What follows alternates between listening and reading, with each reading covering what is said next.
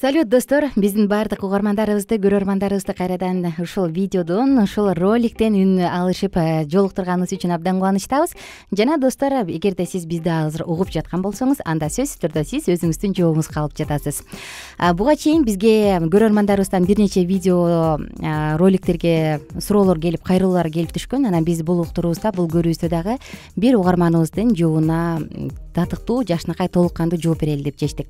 Анан албетте бул мен өзүм жалгыз бул нерсени кыла албайм, анткени менин мындай өзүмдүн адисим жок, адис эмесмин бул жаатта. Бүгүнкү коногубуз бар. Эне жана баланы коргоо улуттук борборунун педиатр аллергологу Туратбекова Калия Туратбековна. Саламатсызбы? Кандайсыздар? Ишиңиз жакшыбы? Ден соолугуңуз жакшыбы? Рахмат. Биз сизди чакырганыбыздын себеби биздин көрөрмандарыбыздан бир нече суроолор келип түшкөн. Анан ошол суроолордун негизинде сизди толук кандуу жооп берет деген үмүт менен чакырдык. Ыраазычылык айткым келип турат дары эле саатыбыздын башында. Рахмат. Анда мындай, Калия Туратбековна, көрөрманыбыз мындай дейт. Жөтөл жөнүндө программага комментарий калтырган. Бала жөтөлүп жатса, спирт шыбаса болобу дейт бирөөсү. Анан жөтөлгө каршы сары май берсе болобу деп эки көрөрманыбыздан суроо келип түшкөн. Ушул эле суроолор сизге. Эскертип кетейин, мен мурунку эфирде айтып кеткем. Сары майды шыбаса болбойт, койдун майын да шыбаса болбойт депчи. Анткени бул кайта күчөтүп салышы мүмкүн жөтөлдүчү. Эмне себептен ошол жөнүндө айтып берсеңиз? Көркү балдардыкы майга мисалы үчүн аллергия деле болушу мүмкүн да. Анан бул жерде бронхтору мынтип жабылып калса, спазм болуп кетсе, дышкасы күчөп, бала өтө кыйналып калышы мүмкүн. Анан кийин жанакы спирт катары дагы да айтып кетсем, азырынча көп адамдар спиртти колдонушат, колду шыбашат, денесине деле, өпкөсүнө деле, температурага деле колдонушат да. Спиртти колдонсо дагы болбойт, анткени спиртти мисалы үчүн азыр көп адамдар жанагы 98% спирт деле шыбай беришет. Кичинекей балдарга спирт колдонуу такыр болбойт, өпкөсүнө дагы. Жөтөлөсө демек шыбаганга болбойт. Жок, сөзсүз түрүндө шыбаганга эчтеке болбойт. Шыбаса анда биз баарыбыз эле шыбалып эле айыгып кетмекпиз да, анан эч кимде да жөтөл болбойт болчу да.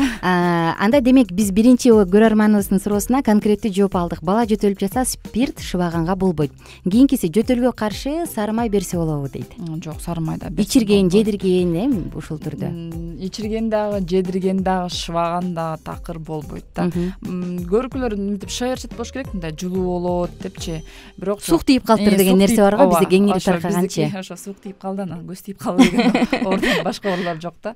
Ошол үчүн жок, шыбаганда да такыр болбойт да. Мүмкүн ушул жөнүндө айтып берерсиз. Эмне себептен болбойт? Негизи эле сары май болбосо деле кандайдыр майды, койдун майын болобу, иши кылса май берип, бул жагы кыркылдап калыптыр, кой жибисин, какырыктары чыксын деп туруп анан бере беришет го майлардычы, ушул жөнүндө. Жок, мисалы үчүн майларды шыбаганын ордуна андан көрө балага массаж жасаса болот да. Мындай пастуральный дренаж деп коет да, ал массаждычы. Кайсы жерине жасаш керек? Аны бала сөзсүз жатыш керек, ичине жатыш керек. Кичинекей бала болсо, мисалы үчүн жазыктарды мынтип тизип туруп, горка катары жаткызып койсо болот да. Башы мындай ылдый жакты караш керек.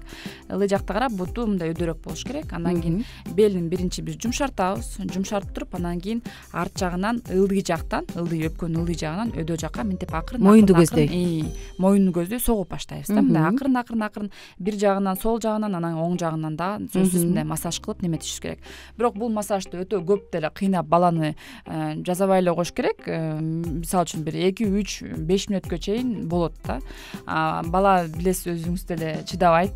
Ошол үчүн баланы да мынтип кыйнап жатса деле болбойт. Ошол үчүн бир 2-3 мүнөт массаж жасап койсо болот да. Бул эмне кылат? Бул биринчиден биякта толуп калган какырыктарды өйдө жакка, моюн тамак жакка алып келет да. Андан кийин тамак жакка алып келип, бала жөтөлүп туруп, муну же кусуп, же какырыгы чыгып түкүрүп салат да. Ошол кезде бул көбүрөөк мындай аябай мындай жакшы таасир берет да. Май бергенге караганда лимфодренажды сыяктуу. Лимфодренажды массаж кылса болот да. Пастуральный дренаж деп коет да. Канча жаштан канча жашка чейинки балдарга жасаса болот муну? Буну мисалы үчүн кичинекей балдарга деле жасаса болот. Бирок кичинекей бала болсо, мисалы үчүн жаңы төрөлгөн, балким анык пневмония же бронхит болсо, 1 айлык болсо, жүрөгүндө жанакы открытое овальное окно деген дагы бар. Ал учурда андай бар болсо, то андай балдарга сөзсүз массаж жасаса болбойт. Анткени көрсөтмөлөр бар экен да. Ооба, жүрөккө мындай күч келет да. Ошол үчүн андай балдарга жасаса болбойт. Ал порок бар болсо, мисалы үчүн. Жакшы. Тилекке каршы биздин убактыбыз соңуна келип калды. Биз көрөрмандарыбыз менен дагы бир жолу кийинки көрүүлөрдө буюрса амандашабыз. Жалпыңыздар үчүн кайталай кетсем, эгерде сиздерде кандайдыр бир ден соолукка байланыштуу суроо бар болсо, анда биздин YouTube каналга ылдый жакка комментарий калтырыңыз, сөзсүз түрдө жооп беребиз. Жалпыңыздар менен коштошобуз, кайрадан амандашканча.